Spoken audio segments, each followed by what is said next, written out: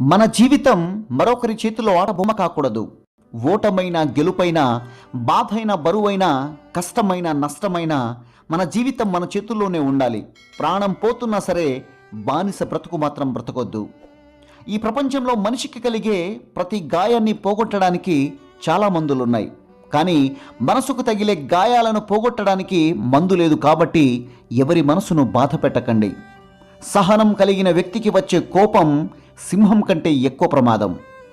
గొంగళి పురుగు తన జీవితం అయిపోయిందని బాధపడే లోపే అందమైన సీతాకోక చిలకలా మారి స్వేచ్ఛగా ఎగిరిపోతుంది. మనిషి జీవితం కూడా అంతే. కష్టం వచ్చినప్పుడు ఓర్పుగా ఉంటే కొత్త జీవితం మొదలవుతుంది. తెలివి ఉందని ఇతరులను ఎప్పుడూ మోసం చేయటానికి ప్రయత్నించకు.